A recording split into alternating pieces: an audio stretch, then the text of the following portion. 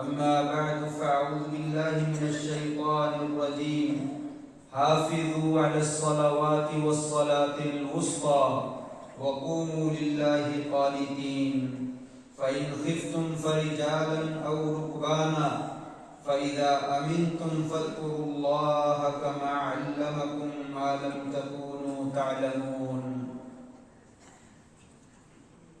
اور نمازوں کی حفاظت کرو، بالخصوص درمیان والی نماز کی، اور اللہ کے لیے مطیع اور فرما بردار بن کر قیام کرو، کھڑے ہو جاؤ یا عبادت کرو۔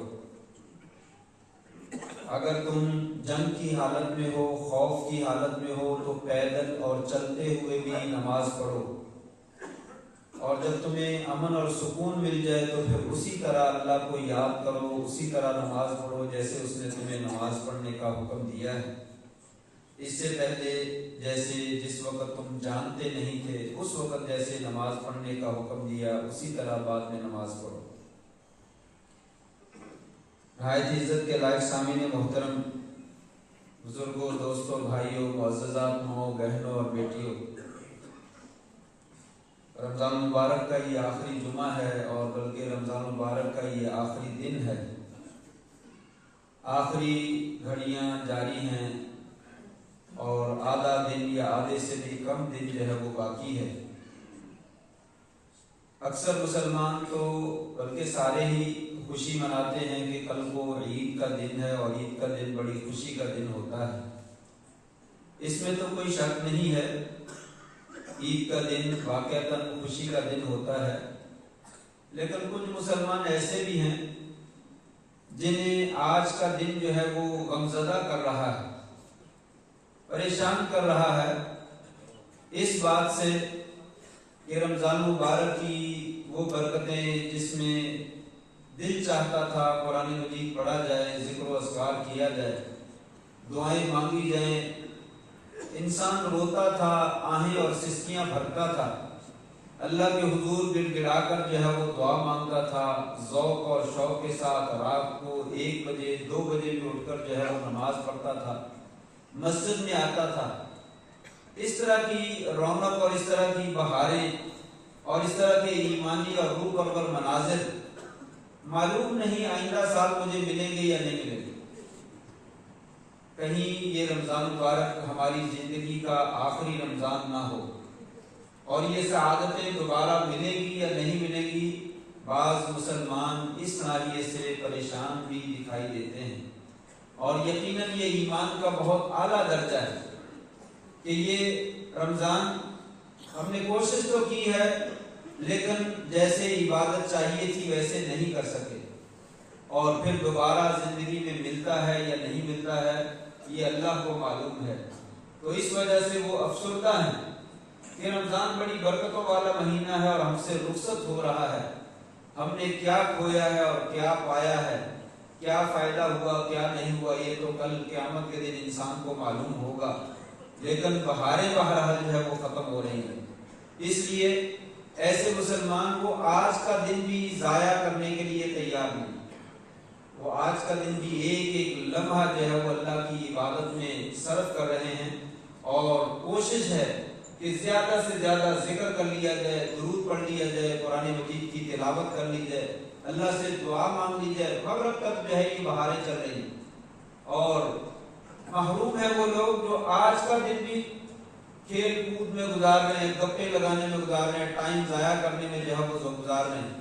یہ محروم ہیں، وہ نہ پچھلے دنوں سے کوئی صحیح معنوں میں فائدہ اٹھا سکے، اور نہ اب آخری گھڑیوں میں صحیح معنوں میں وہ فائدہ اٹھا رہے ہیں۔ اس لیے یہ فکر بھی تھوڑی سی پیدا کر لینی چاہیے کہ یہ آخری گھڑیاں بہت قیمتی ہیں، یہ بڑے ہی یعنی نچوڑ ہے، خلاصہ ہے۔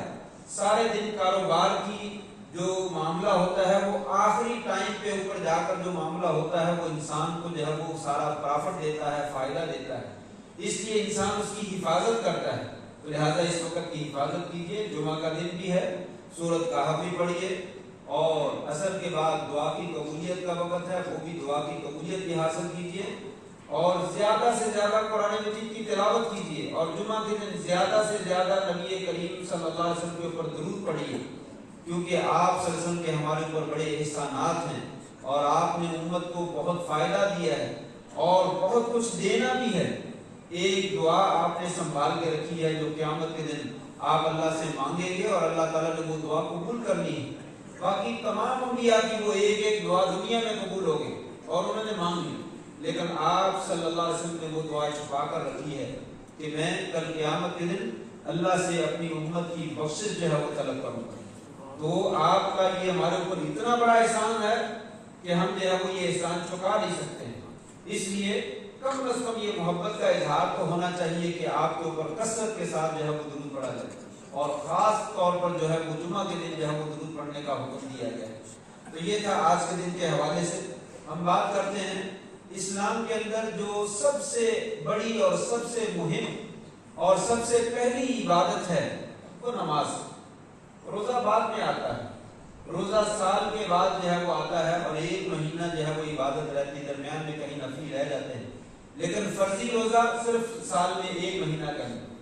اور نماز اسلام کی بنیادی عبادت ہے، سب سے اہم عبادت ہے، بلکہ اگر یوں کہا جائے کہ تمام عبادتوں کا دار و مدار نماز کے اوپر ہے تو اس میں کوئی مبالغہ نہیں۔ اگر انسان کی نماز جو ہے وہ صحیح ہے تو باقی عبادتیں صحیح ہو سکتی ہیں اور انسان کے لیے کامیابی ممکن ہو سکتی ہے۔ انسان کی اگر نماز درست نہیں ہے تو باقی عبادتوں کا کوئی فائدہ نہیں ہے، بلکہ جیسے نماز ریجیکٹ ہو جائے گی باقی ساری عبادتیں جو ہے ریجیکٹ ہو جائیں گی۔ آپ نے فرمایا تھا اول ما یحاسب به العبد یوم القیامہ الصلاۃ، کل قیامت کے دن روزے کے بارے میں نہیں پوچھا جانا، کہ قرآن مجید کے بارے میں نہیں پوچھا جانا، سب سے پہلے کوئی اور مسئلہ جو ہے وہ قیامت کے دن نہیں پوچھا جانا، سب سے پہلے نماز کے بارے میں پوچھا جانا۔ فَإِنْ صَلَحَتْ صَلَحَ الْجَسَدُ كُلُّهُ، اگر یہ انسان کی نماز جو ہے وہ درست ہو گئی، فَإِنْ صَلَحَتْ، اگر یہ صحیح ہو گئی انسان کامیاب ہو گیا، نہ جہاں انسان کامیاب ہو جائے گا، اور اگر یہی معاملہ جو ہے وہ انسان کا خراب ہو گیا تو انسان جو ہے وہ ناکام ہو جائے گا۔ سب سے پہلا حکم جو ہے وہ نماز کا، اور قیامت کے دن سب سے پہلا عبادات میں سوال نماز کے بارے میں جو وہ کیا جائے، اس لیے نماز کی حفاظت جو ہے وہ بہت ضروری ہے۔ آپ سب نے سب سے پہلے حکم یہی کیا، اے معاذ یمن جا رہے ہو وہاں جا کر تبلیغ کرو، سب سے پہلے ان کو ایمان لانے کی دعوت دو کہ ایک اللہ پر ایمان لاؤ، اللہ کے ساتھ کسی کو شریک نہ ٹھہراؤ۔ اگر وہ یہ مان لیں تو اس کے بعد سب سے پہلا حکم ان کو نماز پڑھنے کا۔ نماز کی ادائیگی جو ہے وہ ایمان کے بعد سب سے پہلا جو ہے وہ فریضہ ہے۔ اور پھر آپ اس سے بھی اس کی اہمیت جان سکتے ہیں، شریعت کے تمام احکامات اللہ تبارک و تعالیٰ نے جبریل امین کے ذریعے روئے زمین پر نازل فرمائے، قرآن مجید کے ذریعے روئے زمین پر جو ہے وہ نازل فرمائے، لیکن نماز کی باری آئی، اللہ تبارک و تعالیٰ نے آپ سب کو اوپر آسمانوں پہ بلایا، عرش کے قریب بلایا، اور وہاں بلا کر 50 نمازیں فرض کی، تحفہ دیا، آپ بڑی خوشی سے لے کر آئے، لیکن موسیٰ علیہ السلام کے بار بار جو ہے وہ مذاکرے کے بعد بالآخر تخفیف کروائی، اور آپ کے لیے اور ہمارے لیے یہ تخفیف ہو گئی کہ 5 نمازیں فرض کر دی گئی ہیں۔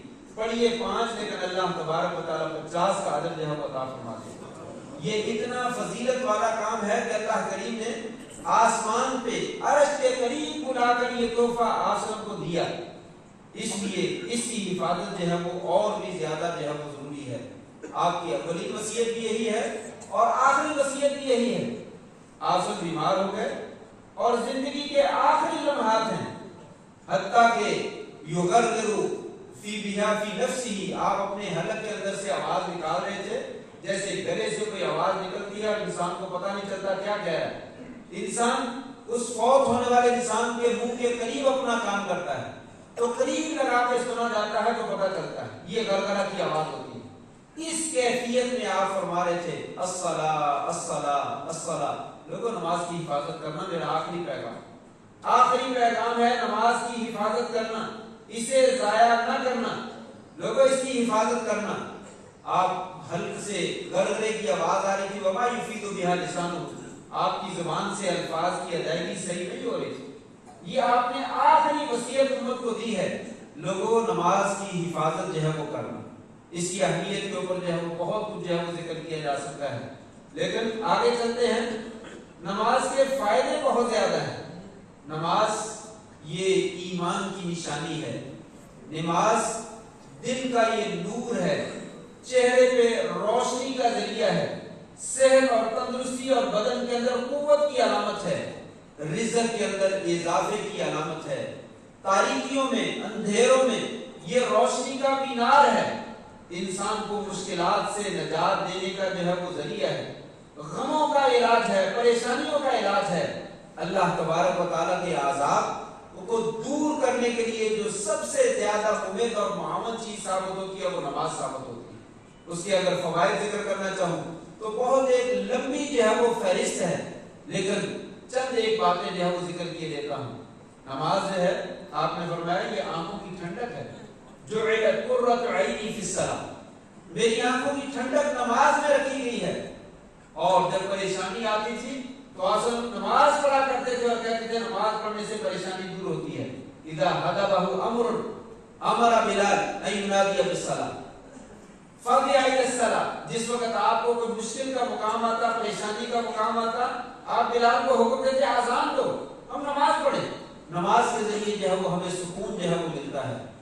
آپ صلی اللہ علیہ وسلم جب کبھی لوگوں کی باتوں سے تنگ ہو جاتے، پریشان ہو جاتے، اللہ نے قرآن مجید میں ذکر کیا وَلَقَدْ نَعْلَمُ أَنَّكَ يَضِيقُ صَدْرُكَ بِمَا يَقُولُونَ فَسَبِّحْ بِحَمْدِ رَبِّكَ وَكُن مِنَ السَّاجِدِينَ، ہم جانتے ہیں لوگوں کی باتوں سے آپ کو شدید تکلیف پہنچتی ہے، وہ آپ کو اذیت پہنچاتے ہیں، آپ کیا کریں؟ آپ اللہ کی تسبیح بیان کریں اور سجدہ کریں، نماز پڑھیں۔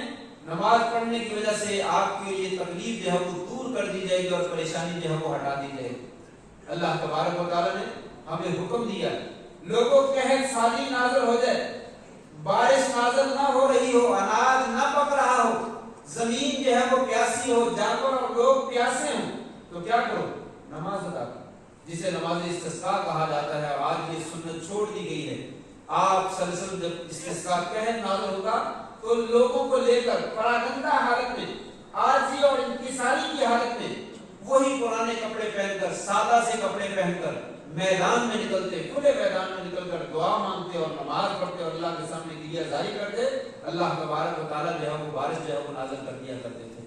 آسمان پہ سورج بڑی قوت والی شے ہے کہ جب وہ روشن ہوتا ہے تو پوری دنیا کو روشن کر دیتا ہے، لیکن اللہ تبارک و تعالیٰ اپنی نشانیاں دکھاتے ہیں، جب جی چاہتا ہے اس کے آگے جو ہے وہ پردہ ڈال دیتے ہیں اور پوری دنیا تاریک ہو جاتی ہے۔ دن دہاڑے روشنی کی جگہ پہ اندھیرا ہی اندھیرا جو ہے وہ چھا جاتا ہے۔ کہا لوگوں وہ کون سی ذات ہے جو اچانک سورج کی روشنیوں کو غائب کر دیتی ہے؟ دیکھو اسی طریقے سے ایک دن آئے گا، قیامت آ جائے گی اور سب کچھ آنن فانن ختم ہو جائے گا۔ جب آئے اللہ تعالیٰ کا حکم آئے اور تمہیں تہس نہس کر دے، اس لیے اللہ تعالیٰ کی قدرت اور اللہ تعالیٰ کے عذابوں سے ڈرو۔ آپ نے فرمایا جب سورج اور چاند کو گرہن لگ جائے نماز ادا کرو، اس وقت تک نماز پڑھتے رہو جب تک جو ہے وہ اندھیرا جو ہے وہ غائب نہیں ہو جاتا، وہ اندھیرا جو ہے وہ چھٹ نہیں جاتا۔ انسان فوت ہو جاتا ہے تو شریعت نے ہمیں حکم دیا لوگوں اس کو الوداع کرو، کس کے ساتھ؟ نماز پڑھنے کے ساتھ۔ نماز پڑھو، اس کے لیے دعا مانگو تاکہ اللہ تبارک و تعالیٰ اس کے لیے خیر کا جو ہے وہ معاملہ فرما دے۔ الغرض نماز نماز نماز، شریعت میں انسان مسلمان ہو اس کے پاس نماز کے علاوہ کوئی اور راستہ نہیں۔ نماز کی ادائیگی کے بغیر انسان جو ہے مسلمان ہی رہے گا۔ اگر بے نماز کی بات کی جائے تو قرآن مجید کہتا ہے ما سلککم فی سقر قالوا لم نکن من المصلین ولم نکن نطعم المسکین وکنا نخوض مع الخائضین۔ قیامت کے دن جہنمیوں کو جہنم میں پھینک دیا جائے گا، ان سے پوچھا جائے گا تم کس جرم کی بنا پر جہنم میں پھینکے گئے ہو؟ وہ یہی کہیں گے لم نکن من المصلین، ہم نماز نہیں پڑھتے۔ سب سے پہلا جواب یہی دیں گے، اور بھی جرم ہوں گے جن کی وجہ سے وہ جہنم میں جائیں گے، لیکن پہلا جواب جو ہے وہ یہی ہوگا کہ ہم دنیا میں نماز نہیں پڑھا کرتے تھے، نماز نہ پڑھنے کی وجہ سے اللہ تعالیٰ نے جہنم میں جو ہے وہ پھینک دیا۔ اور قرآن مجید میں ہے یکشف عن ساق ویدعون الی السجود وهم سالمون، قیامت کے دن جو ہے ان کو اللہ تبارک و تعالیٰ پنڈلی سے پردہ ہٹائیں گے اور سجدہ کرنے کا حکم دیا جائے گا۔ یوم یکشف عن ساق، جس دن جو ہے وہ پنڈلی سے کپڑا ہٹایا جائے گا اور انہیں بلایا جائے گا آؤ سجدہ کرو، کچھ لوگ فوراً سجدہ ریز ہو جائیں اور کچھ لوگوں کی کمریں جو ہے وہ تختوں کی طرح اٹک سیدھی ہو جائیں گی، وہ سجدہ کرنا چاہیں گے اور سجدہ نہ کر سکیں گے۔ کہا یہ کون لوگ ہیں؟ کہا جو دنیا میں اللہ کے سامنے سجدہ نہیں کیا کرتے تھے، نماز نہیں پڑھا کرتے تھے، آج کے دن جو ہے ان کو سجدہ کرنے کی اجازت نہیں دی جائے گی۔ دنیا میں وہ تندرست تھے اور اللہ کو سجدہ نہ کرتے تھے، اور آج اللہ تبارک و تعالیٰ نے حکم دیا سجدے میں پڑھ جاؤ، صرف ایماندار اور نمازی لوگ سجدے میں پڑھ سکیں گے، دوسرے لوگ جو ہے وہ سجدے میں نہیں پڑھ سکیں گے۔ یہ وہ چیز ہے جو ہماری جو ہے وہ علامت بتلاتی ہے کہ ایک مسلمان اور ایک مومن نماز کے بغیر زندہ نہیں رہ سکتا، اور نماز کے بغیر اس کا ایمان باقی نہیں رہ سکتا۔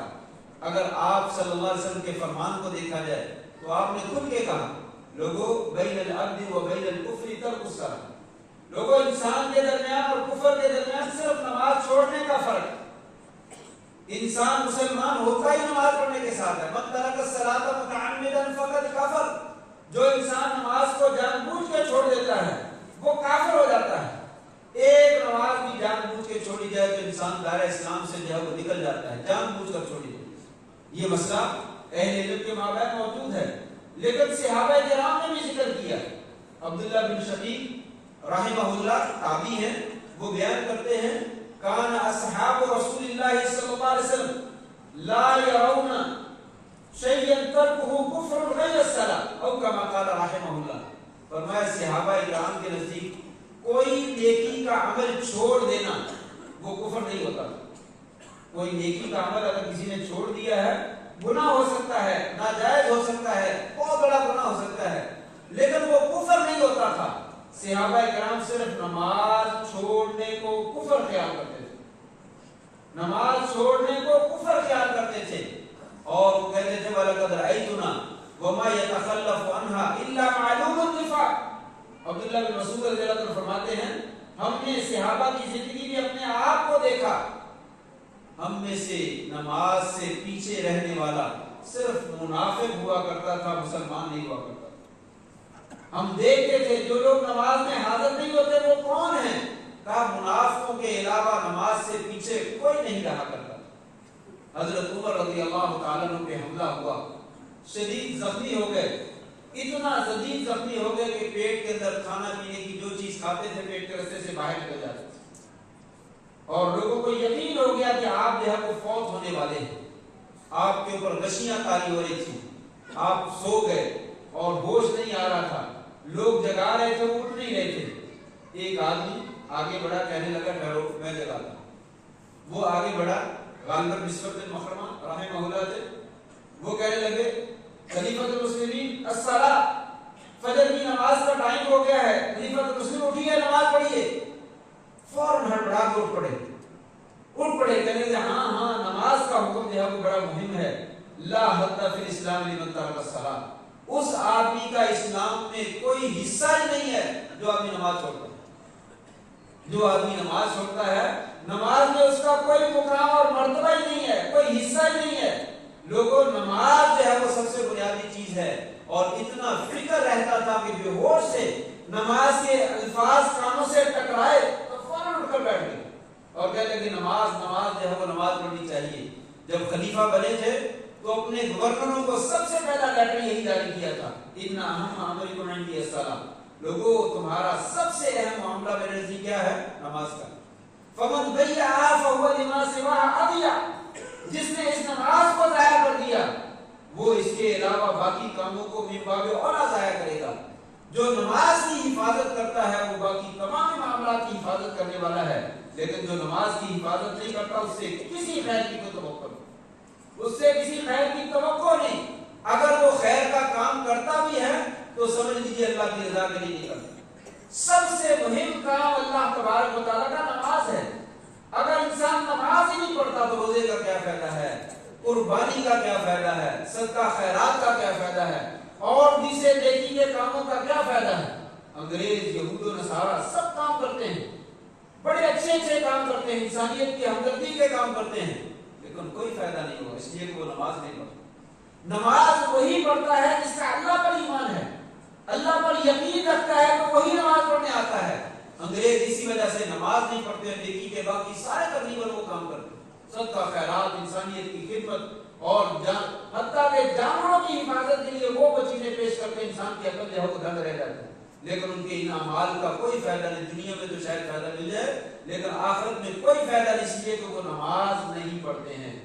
ائمہ اربع ان چاروں کے نزدیک ہمارے 4 امام ہیں لوگ جن کو مانتے ہیں، امام ابو حنیفہ رحمہ اللہ، امام مالک رحمہ اللہ، امام شافعی رحمہ اللہ، امام احمد بن حنبل رحمہ اللہ، چاروں کے نزدیک نماز نہ پڑھنے والوں کا حکم سن لیجئے۔ نبی کا بھی حکم ہو گیا، صحابہ کرام نے بتا دیا، چاروں ائمہ کا بھی دیکھ لیجئے۔ امام شافعی رحمہ اللہ، امام مالک رحمہ اللہ دونوں کہتے ہیں بے نماز جو ہے وہ تقریباً بے ایمان ہے، کافر ہے، اس کی سزا جو ہے وہ قتل ہے، اسے قتل کر دینا چاہیے۔ تیسرے امام احمد رحمہ اللہ کہتے ہیں وہ مرتد ہے، جو کلمہ پڑھتا ہے اور اس کے بعد نماز نہیں پڑھتا وہ مرتد ہے، اسے مرتد کی سزا قتل کر دیا جائے، اسے توبہ کرواؤ، اگر کرتا تو ٹھیک ہے نہیں تو اس کو قتل کر دو۔ امام ابو حنیفہ رحمہ اللہ فرماتے ہیں بے نماز بہت بڑا مجرم ہے، اسے جیل میں ڈالو، اسے جوتے مارو، کوڑے مارو، یا تو وہ توبہ کر کے نماز پڑھنا شروع کر دے یا پھر جو ہے وہ جیل کے اندر ہی مر جائے، جوتے کھاتے کھاتے جیل میں مر جائے، اس وقت تک جیل سے نہ نکالو جب تک جو ہے وہ نماز پڑھنی شروع کر دے۔ اندازہ لگائیے کہ یہ ائمہ دین کے نزدیک قرآن و سنت کی روشنی میں جو ہے وہ حکم انہوں نے ذکر کیا، قرآن بھی یہی کہتا ہے کہ اے نبی ان کو کہیے نماز پڑھیں اور مشرکوں سے نہ بن جائیں، مشرک نماز نہیں پڑھتے تو نماز پڑھا کرو، کافروں میں سے نہ بن جائیں۔ یعنی جگہ جگہ قرآن مجید میں بھی اس بات کا حکم ہے، حدیث پاک میں بھی حکم ہے، صحابہ کرام کے بھی حکم ہے۔ اور پھر میں نے ذکر کیا صحابہ کے زمانے میں تصور نہیں تھا کہ کوئی بندہ نماز چھوڑتا ہو، کوئی بندہ نماز طرح کرتا ہو مسلمان اور نماز نہ پڑھتا ہو، یہ سوچا ہی نہیں جا سکتا تھا۔ لیکن آج کی دنیا میں سوچا نہیں جا سکتا، بلکہ حقائق ہیں کہ مسلمان پکا ہوں لیکن نماز نہیں پڑھتا، کبھی 1 پڑھ لیتا ہوں، کبھی 2 پڑھ لیتا ہوں، کبھی 3 پڑھ لیتا ہوں، کبھی 4 بھی پڑھی جاتی ہے، کبھی 5 بھی پڑھ لیتا ہوں، اور کبھی ساری رہ جاتی ہیں۔ یہ بھی پکا مسلمان ہے اور جنت کا ٹھیکیدار ہے کہ جنت ہمیں بھی نہیں، میں مسلمان ہوں، جبکہ دین اسلام میں بے نمازی کی نماز کا تصور ہی نہیں، سوچا نہیں جا سکتا۔ یہی وجہ ہے امام احمد بن حنبل رحمہ اللہ کا فتویٰ سب سے شدید ہے، وہ کہتے ہیں مرتد ہے، جو بے نماز ہے وہ مرتد ہے، اسے دائرہ اسلام سے خارج ہے، اسے قتل کر دیا جائے۔ اور یہی وجہ ہے کہ سعودی عرب کے تمام علماء وہ امام احمد رحمہ اللہ کو زیادہ فالو کرتے ہیں، اسی بنا پر ان کا بھی موقف اسی طرح کا ہے۔ شیخ ابن باز رحمہ اللہ جو سعودی عرب کے بہت بڑے مفتی گزرے ہیں، ان کے فتوے کتابوں کے اندر ابھی موجود ہیں، بالکل واضح، اور تمام علماء ان کے ساتھ متفق ہیں تقریباً۔ وہ کہتے ہیں بے نماز جان بوجھ کے نماز چھوڑتا ہے، اس کی بیوی کو چاہیے اپنے شوہر کو چھوڑ دے، اسے کہے نماز پڑھتا ہے تو پڑھے، نہیں پڑھتا وہ انکار کرتا نماز نہیں پڑھتا، بار بار سمجھانے کا نہیں پڑھتا، اس کی بیوی اس کو چھوڑ کر چلی جائے، وہ اس کی بیوی نہیں ہے، وہ مرتد ہو چکا ہے۔ اگر وہ اسی حالت میں فوت ہو جائے تو اسے مسلمانوں کے قبرستان میں دفن نہ کیا جائے، اس کی نماز جنازہ نہ پڑھی جائے۔ ہمارے سلف صالحین میں سے کئی علماء ایسے تھے وہ پوچھتے تھے یہ نمازی ہے تو اس کا جنازہ پڑھ دیتے تھے، اور اگر جب بتایا جاتا ہے یہ بے نماز ہے تو اس کی نماز جنازہ نہیں پڑھتی، اس کو لے جو میں نہیں پڑھی، پیچھے ہٹ جاتے تھے، آگے مصلی پہ کھڑے ہو کر چھوڑ کر پیچھے چلے جاتے تھے، یہ بے نماز ہے، اس کا نماز جنازہ ہم نہیں پڑھتے۔ جس نے ساری زندگی خود نہیں نماز پڑھی، ہم اس کی نہیں نماز نہیں پڑھی، سوچنے والی بات ہے نا، جس نے ساری زندگی خود نہیں نماز پڑھی اس کے لیے ہم تمام مسلمان مل کر نماز پڑھیں؟ کیوں؟ ساری زندگی اللہ کی بغاوت کرتا رہا، اللہ کی نافرمانی کرتا رہا، اللہ کے حکم کی مخالفت کرتا رہا، آج ہم اس کے لیے نماز پڑھیں؟ نہیں پڑھنی چاہیے، یہ سزا ملنی چاہیے اور لوگوں کو عبرت دلانی چاہیے۔ اگر تم نے بھی نماز چھوڑی تمہارا بھی نماز جنازہ نہیں پڑھا گیا۔ یہ شیخ ابن باز نے کہا اسے مسلمانوں کے قبرستان میں دفن نہ کرو، اس کا مال اس کے ورثاء میں تقسیم نہ کرو بلکہ بیت المال میں جمع کرا دو، یہ کافروں کا مال ہے، لہذا اس کا دائرہ اسلام کے ساتھ کوئی تعلق نہیں۔ اور امام ابن القیم رحمہ اللہ نے یہ کتاب الصلاۃ کے اندر لکھا ہے اتفق المسلمون، کہا مسلمانوں کا اتفاق، تمام مسلمانوں کا اتفاق ہے کہ لا ان اعظم الذنوب واکبر الکبائر، کہ بڑے گناہوں میں سے سب سے بڑا گناہ اور کبیرہ گناہوں میں سے سب سے کبیرہ گناہ وہ ترک الصلاۃ المفروضہ عمدا، جان نماز کو چھوڑنا یہ سب سے بڑا گناہ ہے. وَأَنَّ إِثْمَهُ أَعْظَمُ مِنْ قَتْلِ النَّفْسِ, اور اس کا گناہ کسی انسان کو قتل کر دینے سے زیادہ ہے.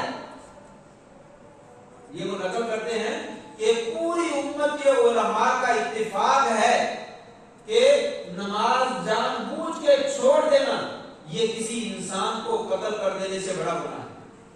وَمِنْ سَبِلِ السَّرِقَةِ وَمِنَ الزِّنَا, یہ چوری کرنے سے بھی بڑا گناہ ہے اور زنا کرنے سے بھی بڑا گناہ ہے.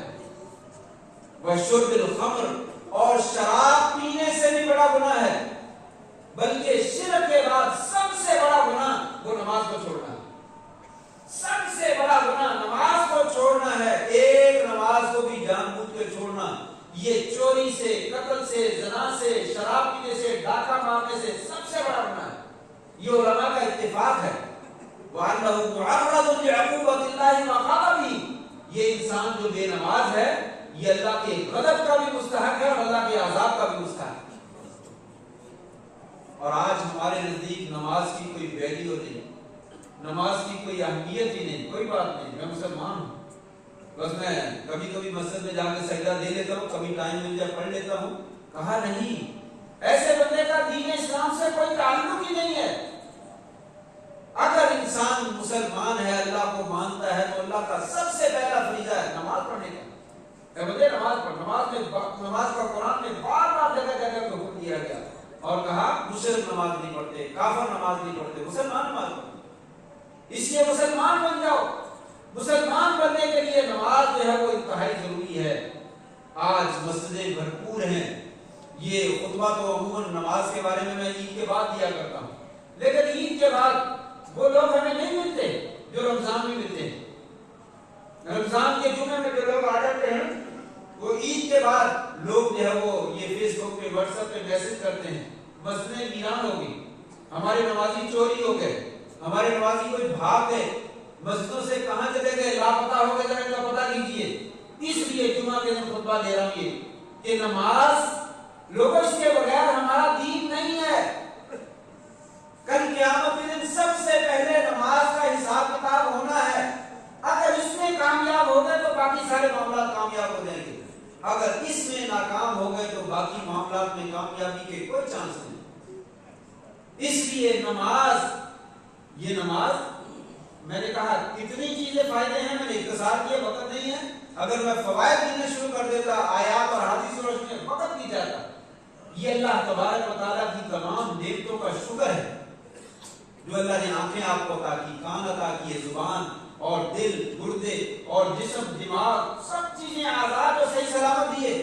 ایک ایک نعمت ایسی ہے کہ دنیا جہان کی دولتیں خرچ کر کے آپ حاصل نہیں کر سکتے. آپ سب رات کو مصلے پہ کھڑے ہو کر نماز پڑھتے, پاؤں سوج جاتے, برف پڑ جاتے, 2-2 گھنٹے 3-3 گھنٹے رات کو نماز پڑھتے. یا رسول اللہ آپ کا بہت اونچا مقام ہے, آپ کو کیا ضرورت ہے نماز پڑھنے کی؟ کہا جس اللہ نے مجھے اتنے احسانات کیے ہیں, اتنا انعام دیا ہے, اس نے مجھے اتنی نعمتیں دی ہیں, میں اس کا شکر ادا کروں. یہ اللہ کا شکریہ ہے. ہم جو 5 وقت کی نماز پڑھتے ہیں یہ اللہ کا شکریہ ہے, بلکہ تہجد بھی شکریہ ہے. ہمیں تو تہجد بھی پڑھنی چاہیے, لیکن نہ صحیح کم از کم 5 وقت کی نماز تو پڑھو.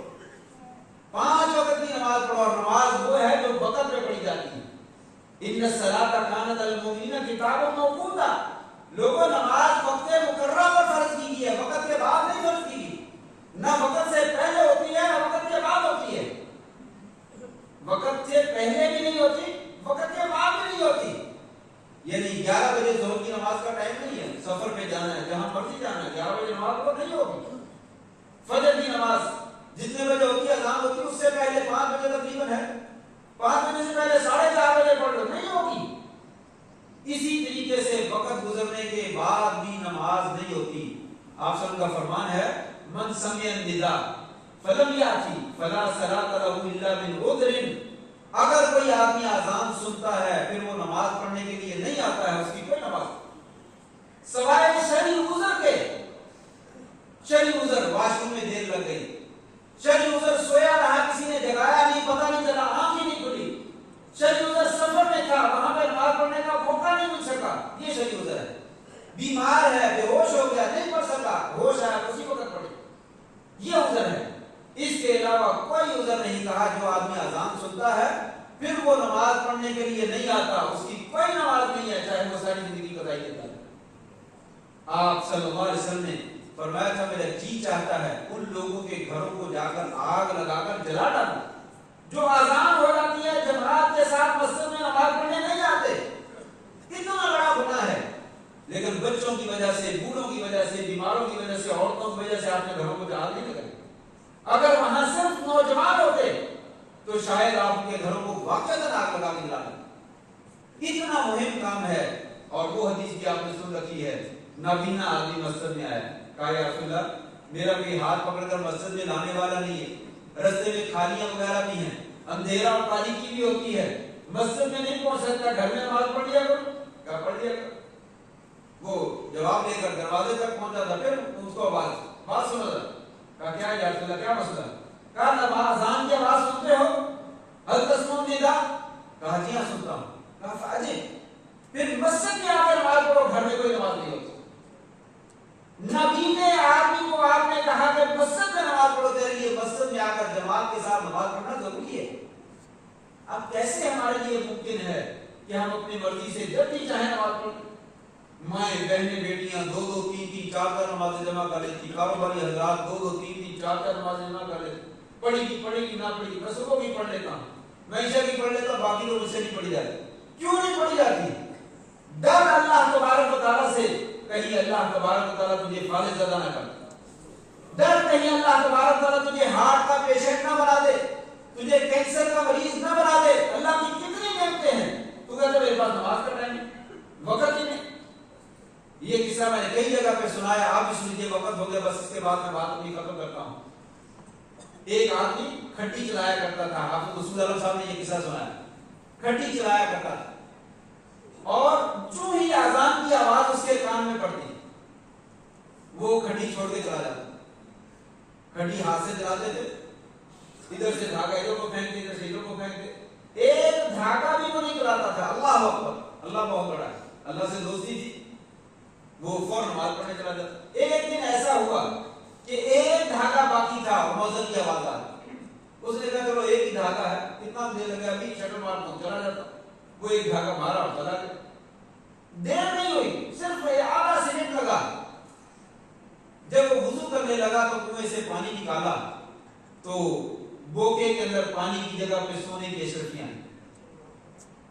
وہ اشرفیاں دیکھ کر دھاڑے مار کر رونے لگا, یا اللہ تو مجھے مار دینا چاہتا ہے, اپنی دوستی مجھ سے چھڑوانا چاہتا ہے, مجھے تیری دوستی چھوڑنا منظور نہیں ہے, یا اللہ اپنا مال اپنے پاس رکھ. رونے لگا. یعنی اللہ تعالیٰ نے اس کو میسج دیا, اے میرے بندے جو تو نے ایک دفعہ شٹر مارا ہے, مجھے پتا کتنی تکلیف ہوئی, میرا دوست, میرا ولی میری آواز کے اوپر فوراً لبیک کہا کرتا تھا, آج اس نے تھوڑی سی تاخیر کر دی. کس کی خاطر؟ پیسے کی خاطر, دولت کی خاطر. تجھے دولت چاہیے, ہماری دوستی نہیں چاہیے, یہ لے دولت دے.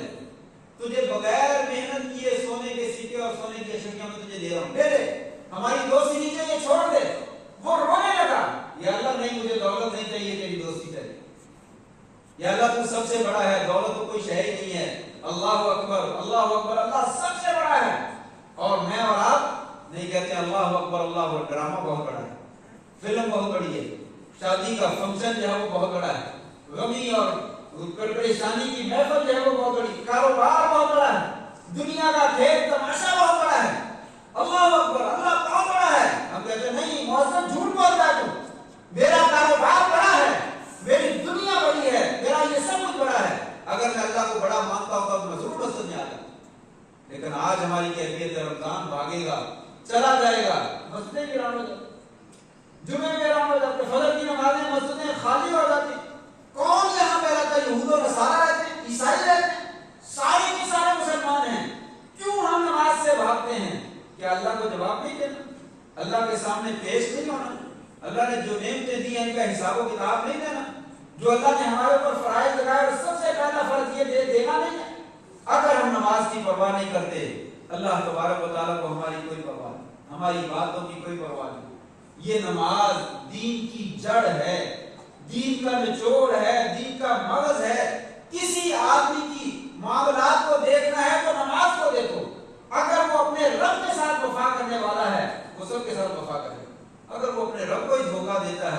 नमाज ही अच्छी नहीं पढ़ता, वक्त पे नहीं पढ़ता, जमात से नहीं पढ़ता, वो सब बंदों को धोखा देने वाला, वो किसी के साथ तो खैर नहीं कर सकता। अल्लाह से दुआ है अल्लाह तबारक तआला हमें नमाज पढ़ने की तौफीक नसीब फरमाए और रमजान के बाद भी नमाज की हिफाजत करने की तौफीक नसीब फरमाए, हमें पक्का और सच्चा मुसलमान बना दे। व आखिरु दावाना अल्हम्दुलिल्लाहि रब्बिल आलमीन।